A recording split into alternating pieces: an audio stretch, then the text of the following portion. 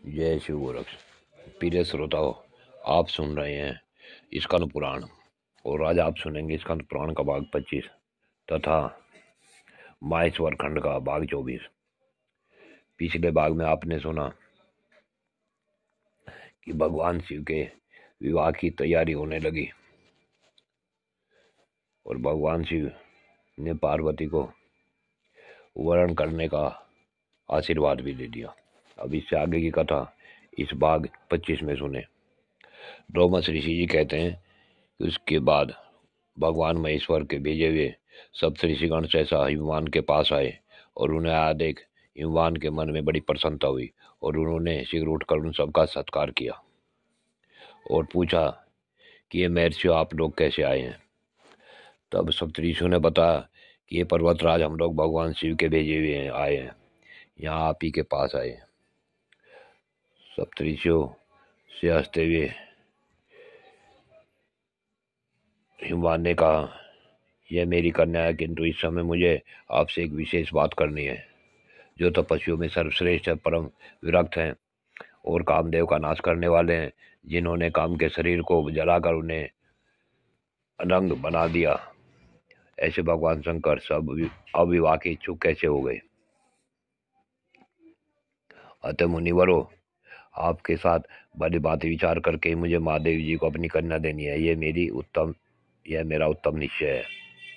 तब महर्षियों ने कहा, जिन्होंने तीव्र तपस्या की है और उस तप के द्वारा भगवान शिव की आराधना की है, उन पार्वती देवी के ऊपर आज भगवान शिव बहुत प्रसन्न है। पर्वतराज, तुम्हें पार्वती और भगवान शिव की महिमा का थोड़ा भी ज्ञान नहीं है, अतः तुम हमारी बात मानो। अपनी पुत्री पार्वती को परमात्मा भगवान शिव को सेवा में दे दो। तब बातचीत करने में कुशल मैना ने कहा, हे नाथ, इस समय आप आपस में विचार करने से क्या लाभ। यह कार्य तो तभी संपन्न हो गया था जब इस बड़भागिनी कन्या ने जन्म लिया था। यह देवताओं का कार्य सिद्ध करने के लिए उत्पन्न हुई है, भगवान शिव के लिए इसका अवतार हुआ है, अतः शिव को ही दी जानी चाहिए। इतने भगवान रुद्र की आराधना की है और रुद्र ने भी वरदान देकर इसका आदर किया है। मैना की बात माने मान बहुत संतुष्ट हुए। उसके पश्चात महर्षियों ने वहां से लौटकर भगवान शिव से उसकी प्रेयसी पार्वती का वृत्तांत कह सुनाया। अब देवताओं को साथ ले शीघ्र पार्वती से विवाह करने के लिए चलिए। ऋषियों का वचन सुन शिव ने कहा, विवाह कैसे होगा और कौन कौन उसमें चलेंगे, ये सब मुझे विस्तार पूर्वक बताओ। ऋषियों ने भगवान सदाशिव से कहा, देव भगवान विष्णु को बुलाना चाहिए। आप ही साथ ही ब्रह्मा, इंद्र, ऋषिगण, यक्ष, गंधर्व, नाग, सिद्ध, विद्याधर, किन्नर, अप्सरागण तथा अन्य लोगों को भी शीघ्र बुलाइए। ऋषियों की बात सुन महादेव जी ने नारद से कहा, तुम शीघ्र जाकर भगवान विष्णु को बुला लाओ। उनके बाद ब्रह्मा, इंद्र, अन्य देवताओं को भी ले आना। तब ऋषियों में श्रेष्ठ नारद जी ब्रह्म वीणा ले बजाते हुए भगवान विष्णु के समीप गए और भगवान शिव की बात महाविष्णु को बताई और बोले कि हे प्रभु, आप शीघ्र चलिए, महादेव जी विवाह के लिए उतावले हो रहे हैं। तब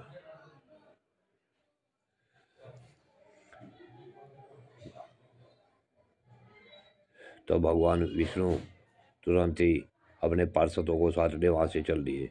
वे उस समय गरुड़ पर आरूढ़ हो श्रेष्ठ देवताओं के साथ आकाश मार्ग से भगवान शिव के समीप गए। महादेव भगवान विष्णु को आया देख उठकर खड़े हो गए और आनंद मग्न हो उन्हें छाती से लगा दिया। फिर भगवान हरि और हर दोनों एक ही आसन पर विराजमान हुए। दोनों ने एक दूसरे की कुशल पूछी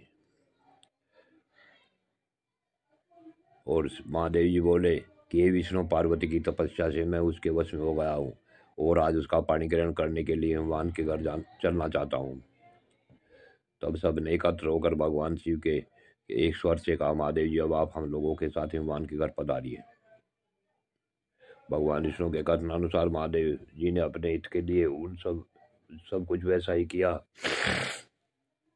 जैसे देवताओं ने उन्हें बताया। ब्रह्मा जी की आज्ञा से उन सब ने वहां विधि पूर्वक शास्त्रोक्त रीति से शुभ कर्म संपन्न किए। चंडी देवी सब भूतों के से गिरी हुई सबके आगे आगे चली। चंडी के पीछे भगवान शिव के गण थे और गणों के पीछे इंद्र आदि देवता, लोकपाल और ऋषि चल रहे थे। श्री शिव जी के साथ साथ चल रहे थे। तीनों लोगों के एकमात्र पालक भगवान विष्णु लक्ष्मी जी के साथ अपने वाहन गरुड़ जी की पीठ पर बैठे थे। इसी प्रकार ब्रह्मा जी भी अपने वाहन हंस पर विराजमान थे। ब्रह्मा विष्णु देवयश गण तथा ऋषि वृंद से गिरे हुए भगवान शिव अपने वाहन वृषभ पर आरूढ़ होकर चल रहे थे। इस प्रकार भगवान महेश्वर संपूर्ण देवदानवों के साथ सब प्रकार से अलंकृत और नारियों में श्रेष्ठ पार्वती जी का पाणी ग्रहण करने के लिए गिरिराज हिमवान के घर गए। उधर गिरिराज हिमालय भी अपनी प्रसन्नता के साथ अपनी पुत्री के लिए उसी प्रकार से मंगलाचार करा रहे थे। उन्होंने गर्ग मुनि को पुरोहित बनाकर मानवीय बहु के द्वारा मांगलिक भूमि निर्माण कराई। विश्वकर्मा को बुलाकर उनके द्वारा बड़े आदर के साथ अत्यंत विस्तृत मंडप तैयार कराया।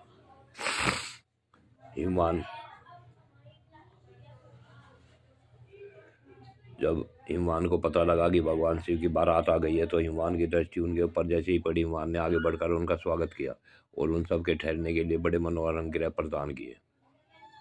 हिमवान से सम्मानित होकर सब देवताओं ने अपने परिवार और वाहनों सहित उस मंडप में आनंद पूर्वक निवास किया। इसी समय मैना देवी अपनी सखियों और ऋषि मुनियों के साथ भगवान शिव की आरती उतारने के लिए आई। मैना ने तपस्वी शिव को अपने हाथों आरती उतारी। वे बड़ी सती साध्वी थी। जहाँ मातों को देखकर उन्हें पार्वती की कही हुई सब बातें स्मरण आई और वे विस्मय विमुग्ध हो उठी। गर्ग आचार्य ने कहा, विद्वानों, आप लोग इसी समय पानी ग्रहण करने के लिए भगवान शंकर को इस मंडप में ले आवे। इस कार्य में शीघ्रता होनी चाहिए। ब्रह्मा विष्णु इंद्र सब लोकपाल वर्ष के आगे आगे चलते हुए उत्कृष्ट शोभा से संपन्न दिखाई देते थे। इस सब के साथ जगत के एकमात्र बंधु भगवान शिव अपने उत्तम तेज से सुशोभित हो रहे थे। उस समय देवता और मुनि भगवान शिव के ऊपर फूल बरसा रहे थे, जिससे उनकी शोभा और भी बढ़ रही थी। वहां द्वार पर भगवान शिव की विशेष पूजा हुई। फिर वे भगवान शिव यज्ञ मंडप में पधारे। वहां पहुंचने पर गिरिराज भगवान ने महेश्वर को हाथी से उतारा और मंगल पीठ पर बिठाकर सखियों से मैना और पुरोहित ने उनकी विशेष रूप से आरती की। वहाँ मधुपर्क आदि की जो आवश्यक विधि है उन सब ब्रह्मा जी की आज्ञा से पुरोहित ने तत्काल संपन्न की। इस प्रकार गर्ग मुनि ने ओंकार का उच्चारण करके हाथ जोड़कर निवेदन किया, अब मंगल में पुण्य मुहूर्त आ गया। पार्वती ने अपने हाथ की उंगली से अक्षत लेकर उसे शिव के ऊपर छोड़ा। फिर तय अक्षत और कुश के जल से उनका भलीभांति पूजन किया।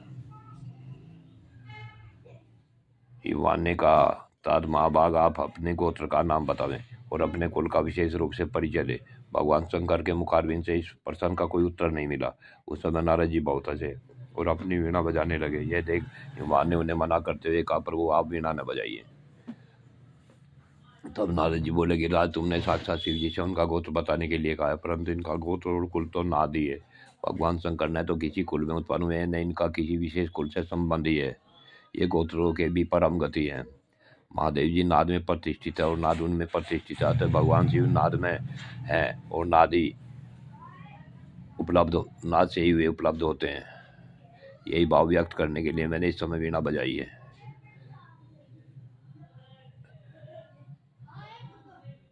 भगवान शिव का कोई रूप नहीं है, इसलिए किसी कुल में उत्पन्न होने के कारण ये अकुलीन है कहलाते हैं। गिरिश्रेष्ठ, इसलिए तुम्हारे या माता गोत्र रहित है। राजन, मेरे बहुत कहने से क्या लाभ? इनके अंश मात्र से मोहित होकर ये ऋषि लोग भी इनके स्वरूप को यथावत रूप से नहीं जानते। शिव और पार्वती इन दोनों को से ही संपूर्ण विश्व की उत्पत्ति होती है तथा इन्हीं दोनों के आधार पर यह सब टिका हुआ है। जय शिव। और एक्सपीरियंस श्रोता, आवाज की कथा यहीं पूर्ण होती है। आगे कथा अगले भाग में।